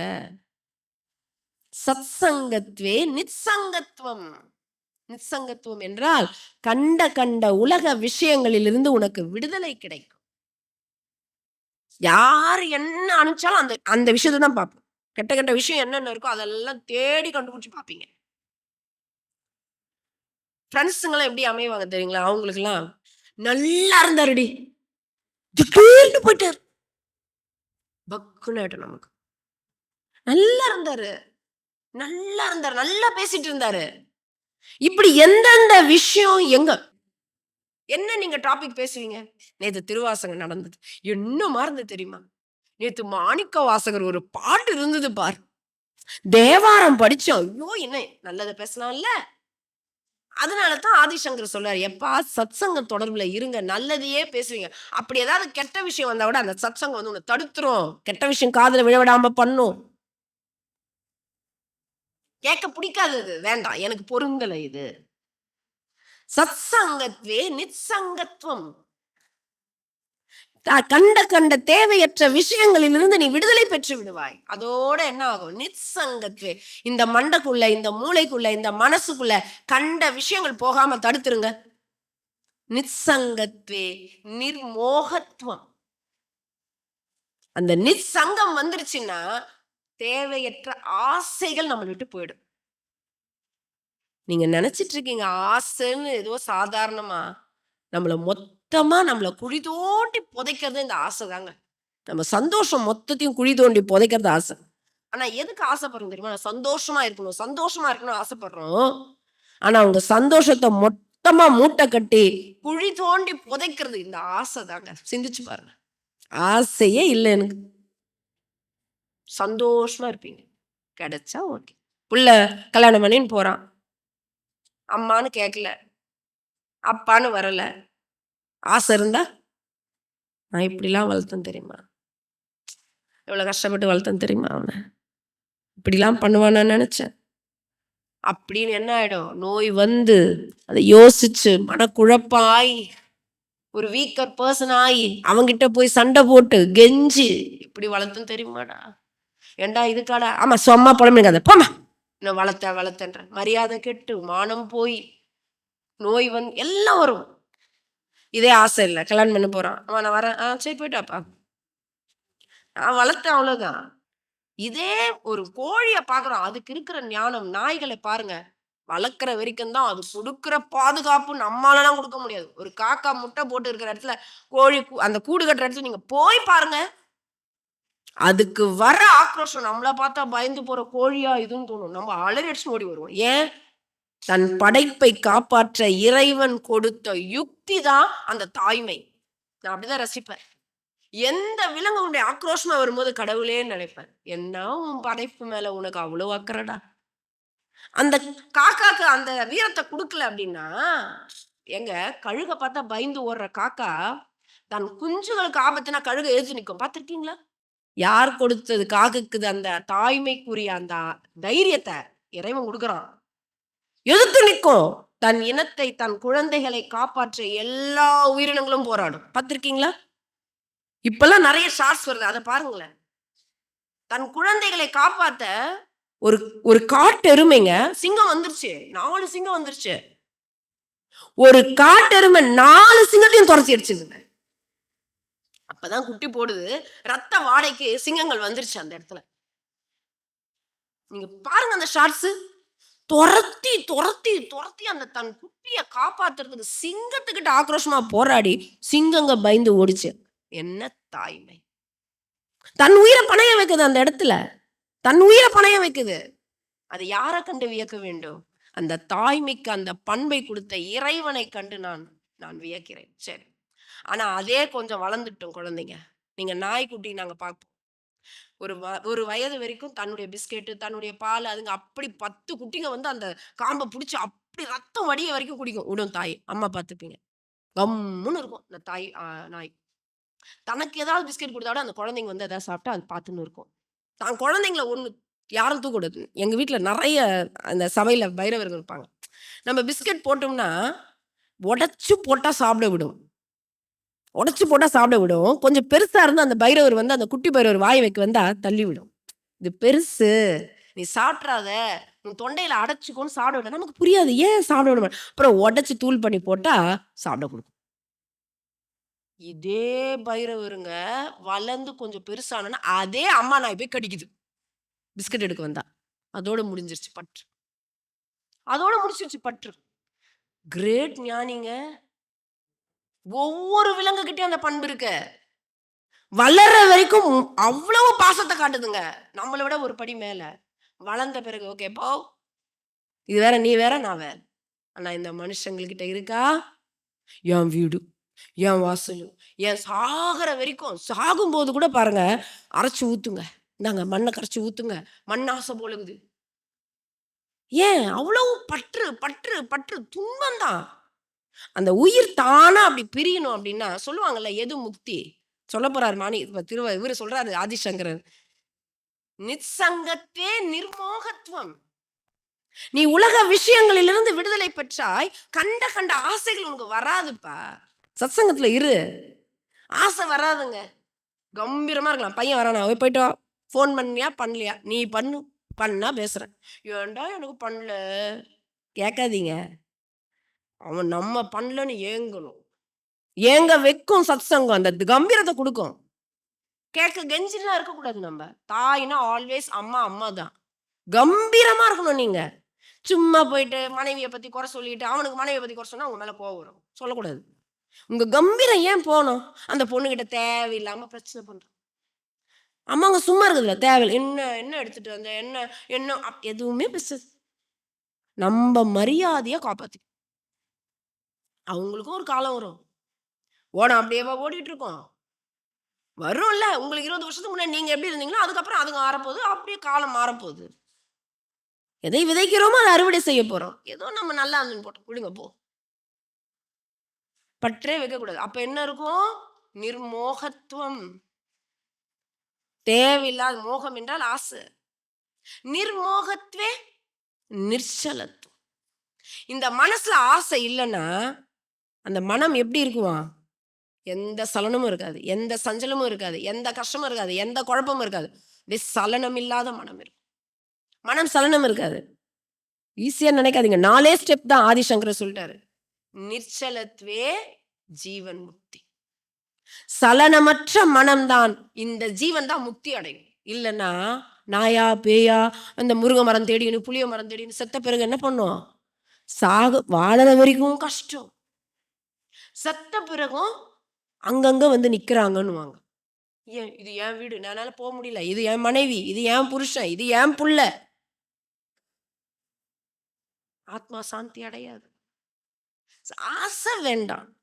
இறைவன் மீது வச்சா யார் மேல ஆசை வைக்கணும்? ஒரே ஆசை கடவுள் தான். ஒரே ஆசை கடவுள் மேல வைங்க. ஒரு பாட்டுல கண்ணதாசன் சொல்லுவாரு, ரொம்ப பிடிக்கும். கண்ணன் முகம் கண்ட கண்கள் மன்னன் முகம் காண்பதில்லை, கண்ணனுக்கு தந்த உள்ளம் இன்னொருவர் கொள்வதில்லை. ரொம்ப பிடிக்கும் சின்ன வயசுல இருந்த வரி எனக்கு. கண்ணன் முகம் கண்ட கண்கள் மன்னனே வந்தாலும் பார்க்காது. அவனுக்கு கொடுத்த இந்த உள்ளம் இன்னொருவர் கொள்வதே. அப்படி இருந்து பாருங்க, இறைவன் எவ்வளவு விரும்பி உங்களை எடுத்துப்பான். அப்படித்தானே நாயன்மார்கள் எடுத்துக்கிட்டான். அவங்களுக்கு கஷ்டம் இருந்ததா? இது மகாசக்தி மாரியம்மனினுடைய ஆலயம். இதனுடைய ஒரு வெளிப்பாடு தான் அபிராமி அம்மா, திருக்கடையூர் அபிராமி. அவரை ஒருவர் எப்படி நேசிச்சார்? நான் நிறைவு செய்ய இருக்கிறேன். ஒருவர் எப்படி நேசிச்சார் தெரியுங்களா? அபிராமி பட்டர். பைத்தியம் சொல்லுவாங்க அவரை, பித்தன்னு சொல்லுவாங்க அவரை. அபிராமி பட்டரை என்ன சொல்லுவாங்க? பித்தர். அப்படி ஒரு நேசிப்பு அவருக்கு அவர் மேல. ஒரு நாள் இறைவன் அவருடைய பெருமையை அறிய செய்வதற்காக அம்பிகை என்ன பண்றா? அவர் அபிராமியின் முன்பு அமர்ந்து கொண்டு தியானத்தில் இருக்கார். அபிராமி அம்மையை நினைச்சு கொண்டு தியானத்தில் இருக்கார். அந்த நேரம் பார்த்து சரபோஜி மன்னர் அங்க வர்றாரு. இந்த அபிராமி பட்டரை விரும்பாதவர்கள் சில பேர் அங்க இருக்காங்க. அப்ப இவர் ராஜா கிட்ட தப்பா சொல்றாங்க. அவர் சரி கிடையாது ராஜா, அவரை பத்தி ரொம்ப தப்பா சொல்றாங்க, பெண் பித்தர்னு சொல்றாங்க. ஏன்னா இவர் என்ன பண்ணுவார்னா, வருகின்ற கோயிலுக்கு வருகின்ற பெண்களை எல்லாம் அபிராமியின் உருவமாக நினைத்து வணங்குவார். அவர்கள் மீது மலர் தூவுவார். தாயே அபிராமின்னு சொல்வார். இதையெல்லாம் தப்பா புரிஞ்சுக்கிட்டு சரபோஜி மன்னர்கிட்ட இவரை தவறாக சொல்கிறார்கள், சித்தரிக்கிறார்கள். அரசருக்கு கேள்விப்பட்ட வரைக்கும் இவர் சிறந்தவர் கேள்விப்படுறாரு. ஒரு சிறந்த அபிராமி அம்மன் பக்தர்னு சொல்றாங்களே, நீங்க என்ன தப்பா சொல்றீங்க? அரசரால நம்ப முடியல. சரி, இல்ல அவர் பைத்தியம் ராஜா, அவரை போய் மகான்னு சொல்றாங்க, சித்தர்னு சொல்றாங்க, பைத்தியம் ராஜா அவரு. சரி, இன்றே நான் முடிவு செய்கிறேன்னு சொல்லிட்டு அவர் தியானத்துல அமர்ந்திருக்கிறார் கருவறையின் முன்பு. சரபோஜி மன்னர் போயிட்டு இன்று என்ன திதின்னு கேட்கிறாரு. அன்னைக்கு அமாவாசை திதி. அவர் தியானத்தில் அம்பிகையினுடைய அந்த முகத்தை பார்த்து அப்படியே சந்திர பிம்பமாக ஜொலித்து கொண்டிருக்கிறது.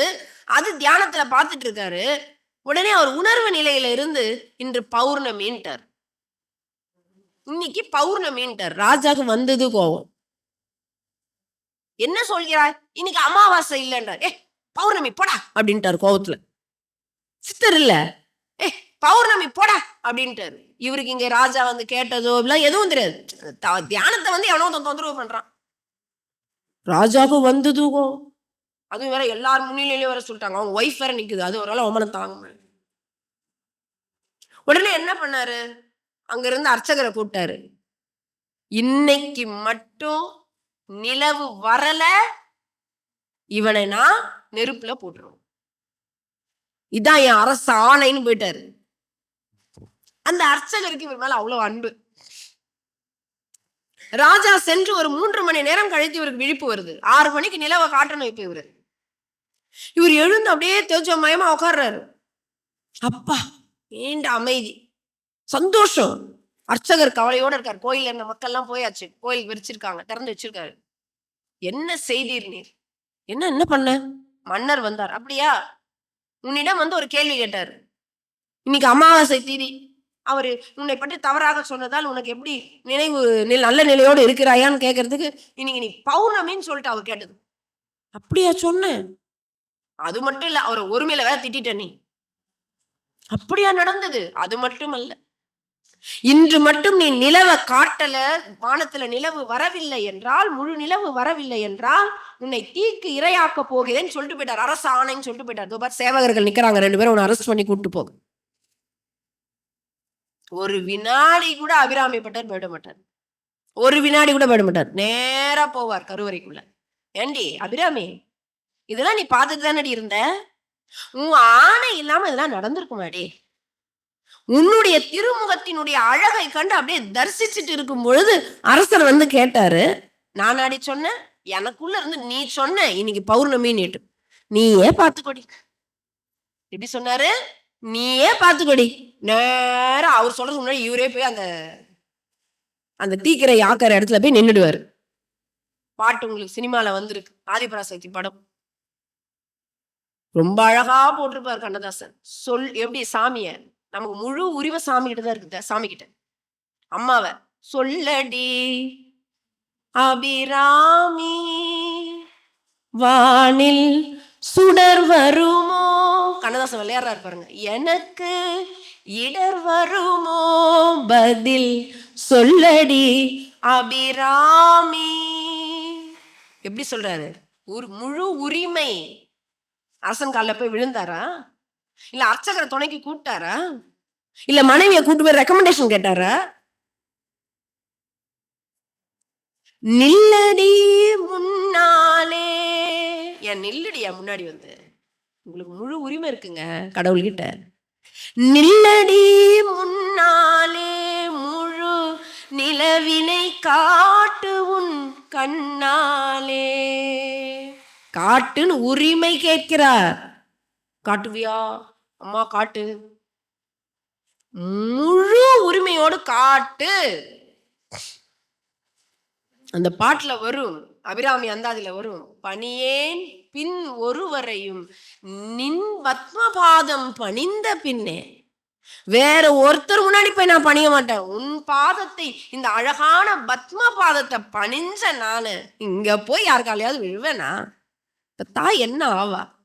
அவள் முழு பொறுப்பெடுத்துக் கொள்வாள். இப்படி யார் ஒருவர் தன்னிடத்தில், இப்போ ஒரு டியூட்டி லிஸ்ட் போடுறோம், இப்போ உங்ககிட்ட இதுதான் பொறுப்பு அப்படின்னு சாதாரணமா கொடுத்துட்டாலே அந்த பொறுப்பை முழுசா நம்ம எடுத்துப்போம். எல்லாம் வல்ல அகிலாண்ட கோடி பிரம்மாண்ட நாயகன் நாயகி கிட்ட பொறுப்பை ஒப்படைச்சிட்டு கம்முன்னு இருக்கலாமா இல்லையா? நமக்கு அந்த பண்பே வரதில்ல. போய் போய் போய் போய் போய் போய் அந்த டிரைவரை போய், அவங்க பாருங்க இப்போ ஃப்ளைட்ல போயின்னு இருக்கோம், அவங்க பாருங்க மேகம் வருது, கொஞ்சம் பார்த்து ஓட்டுங்க, ஐயோ அந்த பறவை ஒன்று வராம இருக்காங்க பாருங்க, அந்த பக்கமா ஃப்ளைட் ஒன்று வருது, ஐயோ கொஞ்சம் இறக்குங்களேன், ஐயோ இப்படி பண்ணினா அந்த பைலட் என்ன பண்ணுவார்? கம்முன்னு போயா, போய் படியா, நான் பாட்டு எதுவுமே லேண்ட் பண்ணுவையா? தைரியமா இருக்கணும். அப்ப அந்த வாழ்க்கை என்னும் அந்த தேரை இறைவன் நல்லா ஓட்டுறார். அவ செஞ்சாலா இல்லையா? தூக்கி தன்னுடைய அந்த காதணி எடுத்து போட்டா நிலவு வந்ததாக சரித்திரத்தில் இருக்கிறது. இதையே செஞ்சா அமாவாசை திதியையே பௌர்ணமி திதியாக இறைவன் மாற்றினார். எங்க வள்ளல் பெருமானார் சொல்லி நான் முடிக்கிறேன். எங்க ஐயா சொல்லுவாரு ஒரு பாட்டுல, கடவுளை ஏண்டா பிடிக்க மாட்டேங்கிறீங்க, ஏண்டா கடவுளை பிடிக்க மாட்டேங்கிறீங்கன்னு சொல்லி ஒரு பாட்டு இருக்கும்.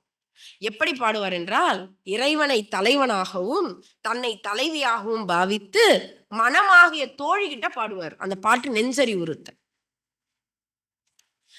நெஞ்சோடு கிளத்தல். அதுல பாடுவார். என்ன பாடுவார்? எப்படி பாடுவாரு?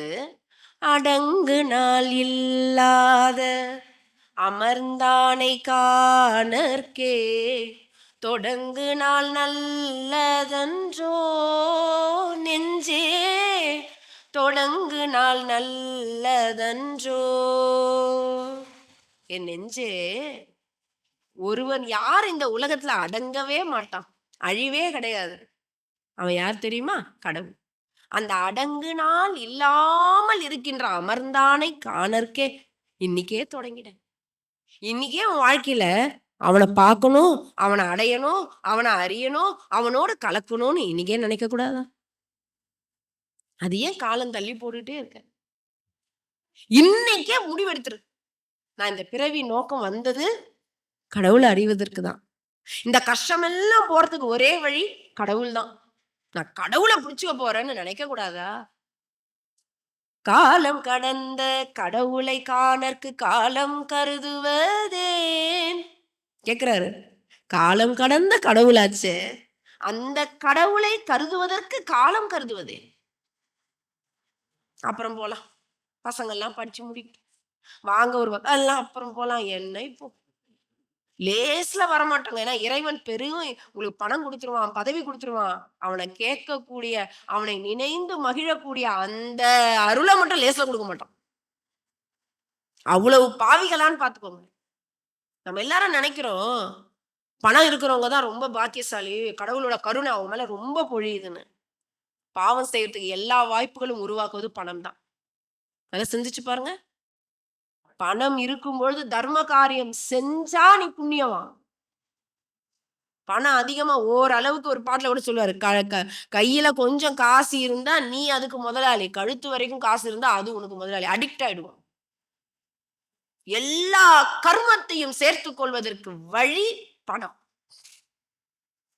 கடவுள் ஒருவரை தண்டிக்கணும்னு நினைச்சிட்டா பணத்தை கொடுத்துட்டு தர்மத்தை மறக்க வச்சு எல்லா பாவங்களையும் செய்ய வச்சிருவாரு. எதுவுமே கொடுக்கலனாலும் அவனை நினைக்கிற மனசை கொடுத்துட்டா கடவுளோட கருணை உங்களுக்கு பெருசா இருக்குன்னு அர்த்தம். அவன் இருக்காயா, என்னை பார்த்துப்பாயா, கடவுள் இருக்காருயா. அப்ப யார் பாக்கியசாலின்னு பாருங்க. யாரை பார்த்தும் ஏங்காதீங்க. ஆழ்வார்களை பார்த்தும் நாயன்மார்களை பார்த்தும் ஏங்குங்க. வா, வள்ளல் பெருமாள் அப்படிதான் ஏங்கினார். எல்லா நாயன்மார்களும் பார்த்து ஏங்கி ஏங்கி அழுவார். ஒரு கண்ணுல சுண்ணாமு ஒரு கண்ணுல வெண்ணெய் வைக்கிறியேனே இறைவன்கிட்ட கேட்பார்.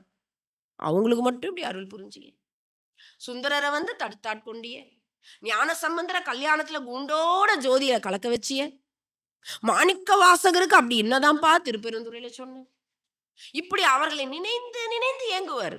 எப்ப அந்த மாதிரி என்னை தடுத்தாட்கொள்ள போறப்பா சொல்றாரு. காலம் கடந்த கடவுளை காணற்கு காலம் கருதுவதேன். அடுத்த வரி சொல்லி நான் முடிக்கிறேன். ஆலம் அமுதாக்கும் அண்ணலை காணற்கே காலம் கருதுவது. ஆழமான வரி, லேசா தெரியும். சிவபெருமான் என்ன பண்ணாரு? ஆழகால விஷம் உலகை அழிக்க வந்தது திருப்பார்கடலில். ஒரு பக்கம் அசுரர்களும் ஒரு பக்கம் தேவர்களும் அப்படி மேருமலையை மத்தாக வைத்து விஷ்ணுவை கூர்ம அவதாரம் அவரை வந்து அடியில பிடிக்க வச்சு மேருமலை மத்து வாசுகி என்ற பாம்பை வச்சு கடையிறாங்க. முதல்ல என்ன வந்தது? வாசுகி பாம்பு வலி தாங்க முடியாம விஷத்தை கக்கிடுச்சு. கதை இதெல்லாம் தத்துவம். ஒரு நாள் எப்பாவது பார்க்கலாம். அங்கிருந்து விஷம் அப்படியே திரண்டு வந்து உலகையே அழிக்க வருது. ஆழகால விஷம். தேவர்கள் முதல் கொண்டு எல்லாரும் மும்மூர்த்திகளும் ஓடி போயிட்டாங்க. மும்மூர்த்திகளும் தான். ருத்ரனும் ஓடி போயிட்டான். எல்லாரும் ஓடியாச்சு. ஆனா ஆழகால விஷம் உலகை அழிக்க வருகிறது. அப்ப இதை எல்லா தேவர்களும் போய் இறைவனிடத்தில் சரணடைந்தார்கள். சிவபெருமான் வேறு, ருத்ரன் வேறு. சிவபெருமானத்தில் சென்று சரணடைந்தார்கள். சிவபெருமான் என்பது சித்தரிக்கப்படுவது யார்? முழுமுதற் பொருள். அப்ப அவரிடத்தில் போய் சரணடைகிறார்கள். அந்த விஷத்தை எடுத்துட்டு வர்றது கூட யாருக்கும் திராணி இல்லை. அதான் ஆளாள சுந்தரர்னு ஒருத்தருக்கு பேரு. அவரை திரட்டி நாகப்பழம் மாதிரி அப்படி திரட்டி எடுத்துட்டு வர்றாரு அந்த விஷத்தை. அதை வாங்க கூட யாரால முடியல. தேவியே ஓடிட்டாங்க. அதை கொண்டு வந்து சிவபெருமான்கிட்ட அப்படி சாப்பிட்டு இந்த நீலகண்டம் அம்மா வந்து இப்படி பிடிச்சிட்டா. அந்த திருநீலகண்டம் தத்துவம் இது. இறைவன் நம்மளுடைய விஷத்தை எல்லாம் வாங்கிட்டு இருக்காரு. அவ்வளவு தீமை செஞ்சுட்டு இருக்கோம். வாசுகி பாம்பை கக்கியது என்பது ஏதோ விஷம் நினைச்சுக்காதீங்க. நம்ம தீய எண்ணங்கள் தான். தீய சொற்கள் ஒன்னொன்றும் வான்காந்த காலத்துல பதிஞ்சு நமக்கு எதிராக வருகிறது. இறைவன் போய் நம்மளை காப்பாத்திட்டு இருக்காரு. அவர் வாங்கிக்கிறார் எல்லா அடிகளையும், எல்லா வழிகளையும். இந்த மாதிரி மகான்களும் குருமார்களும் தான் அந்த விஷத்தை குறைக்கிறாங்க, சக்தி அம்சமாக இருந்து. இறைவனையே காப்பது எது என்றால் மகான்களும் சித்தர்களும் ஞானிகளினுடைய யோக சக்தி காப்பாத்துது. அவர்கள் இல்லை என்றால் இந்த பூலோகம் கிடையாது, என்றோ அழிந்திருக்கும். அப்ப வள்ளல் பெருமானார் சொல்றார், ஆலம் அமுதாக்கும் அண்ணல். ஆலகால விஷத்தையே அமுதமாக்குவானே இறைவன், உன் கஷ்டம்லாம் இப்படின்றதுக்குள்ள மாறிடாத. ஏன்னா சொல்லிட்டு இருக்க கூட்டம் இப்படி புலம்பிட்டு இருக்க கூட்டம் புலம்பிட்டே தான் இருக்க போகுது. இறைவன் எத்தனையோ வழிகளில் வந்து உங்களை மீட்க பார்க்கிறார். கலிகாலத்துக்கு ரொம்ப தேவை இப்ப சத்சங்கம். இது கலிகாலம் முத்திக்கிட்டே போகுது. பாவத்தினுடைய சுமையை நம்ம குறைக்கணும். சத்சங்கம் தான் குறைக்கும். எந்த அறிவியலாலும் இனி பாவத்தினுடைய சுமையை குறைக்கவே முடியாது. சத்சங்கம் தான் குறைக்கும், ஆன்மீகம் தான் குறைக்கும், உண்மையான பக்தி குறைக்கும், உண்மையான வழிபாடு குறைக்கும். உங்கள் மனம் தூய்மை அடைய அடையதான் பாவத்தினுடைய சுமை குறையும். உங்கள் தூய்மை செய்யற இடம் தான் சத்சங்கம். மனசை தூய்மையா வச்சுக்கோங்க. உள்ள கெட்ட எண்ணங்களை போடாதீங்க. ஏற்கனவே இவ்வளவு கஷ்டம் இருக்கு, நல்லதே நினைங்க. அப்போ ஆழத்தையே அமுதமாக்கக்கூடிய இறைவனை பற்றிக்கிட்டா, இப்போ உங்க வீட்டுல எவ்வளவு பிரச்சனைனாலும் இருக்கட்டும், அதை இறைவன்கிட்ட ஒப்படைச்சிட்டு, அப்பர் சுவாமிகள் சொன்னாரு, என் கடன் பணி செய்து கிடப்பதே, உன் கடன் என்னை காப்பது. என் வேலை உன் வேலையை செய்யறதுப்பா, உன் வேலை என்னை பத்திரமா பார்த்துக்கும். இறைவன்கிட்ட ஒப்படைச்சாங்களா? நம்ம ஏன் விவேகானந்தர் கேட்பாரு, ஏண்டா இவ்வளவு சூரியன், இவ்வளவு பூமி, இவ்வளவு நட்சத்திரம் எல்லாம் அண்டாண்ட கோடிகளும் அந்தரத்துல சுத்திட்டு இருக்க, உன் தலை மேல சுத்துறா மாதிரி பிரச்சனை தூக்கி போட்டுக்கிட்ட நீ. அதெல்லாம் அந்தரத்துல எவ்வளவு அழகா சுத்திட்டு இருக்கு. ஏதாவது நீ கேட்டு சூரியன் உதிக்குதா, பூமி சுத்துதா? அது போலதான்டா உன் வாழ்க்கையும் ஜம்முன்னு நடக்கும்டா. ஏன் இவ்வளவு போட்டு குழப்பிக்கிறீங்க உங்க வாழ்க்கைய? ஃப்ரீயா விடுங்க. இறைவன்கிட்ட ஒப்படைச்சிட்டு சந்தோஷமா இருங்க. குருமார்கள் அதற்கு மிகப்பெரிய உபகரம். ராமகிருஷ்ணர் சொல்றாரு, இந்த உலகமாகிய இந்த சுற்றுலா தலத்துக்கு நீ வந்திருக்க, பல ஜென்ம பாவ மூட்டைகளோட கிளம்பி வந்திருக்க. ஒரு மூட்டை 2 மூட்டை இல்ல, அவ்வளவு மூட்டைகளோட வந்திருக்க. அதனால நீ இறக்கி வைக்க ஒரு இடத்த பாரு. வந்த உடனே என்ன பண்ணும், இன்னும் எவ்வளவு மூட்டையை சேர்த்துக்கிறோமோ வாங்கினே, அந்த இடம் இல்லைன்னா என்ன பண்ணுவோம். அதனாலதான் இவ்வளவு கஷ்டம். முதல்ல இடத்த பார்த்து இறக்கி வச்சிருப்பா, என் கஷ்டமெல்லாம் இந்தப்பா உங்ககிட்ட ஒப்படைச்சிட்டேன், இனி நான் பாவத்தை சேர்த்துக்க மாட்டேன். அப்படி என்று அந்த சொல்வதற்காக அவர் சொல்றதுதான் இடம் கிடைச்சிருச்சான்னு கேட்பாரா ராமகிருஷ்ணன். இடம் கிடைச்சிருச்சா?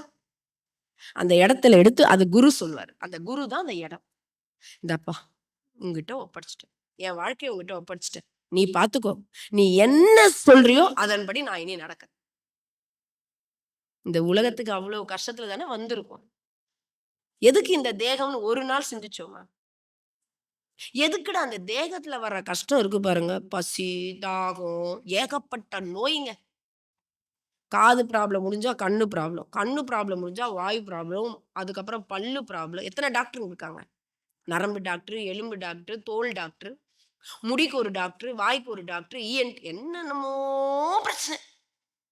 ஏதாவது போனா இது ஆர்த்தோ கிட்ட போங்க, ஆர்த்தோ கிட்ட போனா இது நியூரோ கிட்ட போங்க, இது நியூரோ கிடையாது பிசியோ கிட்ட போங்க. சரி, அது முடிஞ்சது, கிட்னில ப்ராப்ளம், அது முடிஞ்சது, நுரையீரல். ஒரு படத்துல சொல்லுவாரு, வாங்க அப்படியே பேசிக்கிட்டே போலாம், என்னால நடக்க முடியாது, கால்ல ஆணி. சரி உட்கார்ந்து பேசலாம், இல்ல மூலம். இது எது பேசினாலும் இந்த பக்கமா பேசுங்க, ஏன் காது ரொம்ப நாளா எனக்கு கேட்காது இந்த பக்கம். சரி மாலையில வாங்கலாம், எனக்கு மாலைக்கண் நோய் இருக்கு. சரி வாங்க டீ குடிக்கலாம், எனக்கு சுகர். சரி வாங்க பஜ்ஜி சாப்பிடலாம், எனக்கு பிபி. இது எப்பத்துல இருந்துன்னு கேட்பாரு. அவருக்கு ஒரு கட்டத்துல கோபம் வந்துடும் அந்த நடிகருக்கு. எப்போ இது எப்பத்துல இருந்து? இது காமாலை வந்தது. இது எப்பத்துல இருந்து? எனக்கு காசு நோய் வந்தது. இது எப்பத்துல? எல்லா நோயும் வச்சிருக்கேன் சொல்லிட்டு கேட்பாரு, ஒரு மருந்து. எல்லா நோயும் குணமாகணும்னு அவர் எடுத்து எலி பாஷம் எடுத்து கொடுத்து சாப்பிட்டு செத்து போயிடு.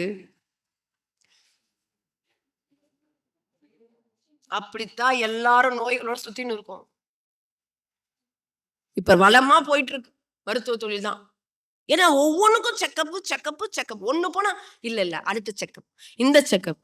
என்ன நானு சாதாரணமா இங்க ஏதோ ஒண்ணுதானே போனேன். இந்த செக்கப்பு அந்த செக்கப்பு அந்த செக்கப்பு அந்த செக்கப். எப்பயாவது சலிப்பு வருதா? என்னடா இந்த தேகம் இவ்வளவு பிரச்சனை பண்ணுது. இன்னொரு தேகம் வேற அடுத்த பிறப்பிக்கு அப்படியே யோசிப்போம். எப்பயாவது சலிப்பு வருதா? அப்போ இவ்வளவு நோய்கள், இவ்வளவு தாகம், பசி, பிணி மூப்பு வரப்போகுது. முதுமை வந்து பாடாப்படுத்த போகுது. ஞாபக மறதி வந்துரும். கை உதற ஆரம்பிச்சிடும். வாய் குளற ஆரம்பிச்சிடும். இதெல்லாம் பார்க்கணுமே, இது நமக்கும் வரும்னு பயம் வருதா?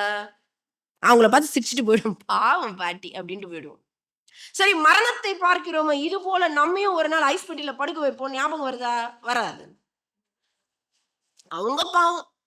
இதெல்லாம் வள்ளல் பெருமானார் கதர்றார். ஐயோ, மரணம் எனும் பெரும் பாவி உங்களை தேடி வந்துடுமே, என்ன பண்ணுவீங்க அப்ப? கடவுளை பற்றிக்கோங்கயா, அம்பலவாணனை பிடிச்சுக்கோங்கப்பா அப்படின்னு கூப்பிட்டார். அதனால் அன்பு உள்ளங்களே, இறைவனை பற்றிக்கோங்க, இறைவனை பிடிச்சுக்கோங்க. அதுதான் உங்களுடைய எல்லா துன்பங்களுக்கும் நிவர்த்தி. எல்லா துன்பங்களுக்கும் இதை சொல்லிட்டே போகலாம். இந்த எல்லா துன்பங்களிலும் நிவர்த்தி அடைவதற்கான ஒரே உபாயம், நீங்க மனசு கஷ்டம் இல்லாம மகிழ்ச்சியா இருக்கணும்னா கடவுளோடு இருந்து பாருங்க. ஏன்? கடவுள் தான் எப்பவுமே மகிழ்ச்சியா இருப்பார். ஆனந்த தாண்டவம். நடராஜர் டான்ஸ் ஆடிட்டு இருக்காரு. என்ன தத்துவம்? மகிழ்ச்சியா இருந்தா தான் டான்ஸ் ஆடுவாங்க. எப்பவுமே கிருஷ்ண பரமாத்மா குழல் ஊதி கொண்டே இருக்கிறார். மகிழ்ச்சி. அப்படி மகிழ்ச்சியான ஒரு பொருளை நினைத்தால் நீங்களும் மகிழ்ச்சியாக இருப்பீர்கள். எப்பொழுதும் கடவுளோடு இருங்கள். கஷ்டமே இருக்காது, வாழ்க்கையில துன்பமே இருக்காது. தொடர்ந்து அம்மா அவர்களின் பதிவுகளை பெற இந்த யூடியூப் சேனலை சப்ஸ்கிரைப் செய்யவும். மேலும் விவரங்களுக்கும் அம்மா அவர்களின் நேரடி மற்றும் இணைய வழி வகுப்புகளில் கலந்து கொள்ள டிஸ்கிரிப்ஷனில் உள்ள தொலைபேசி எண்ணை தொடர்பு கொள்ளவும்.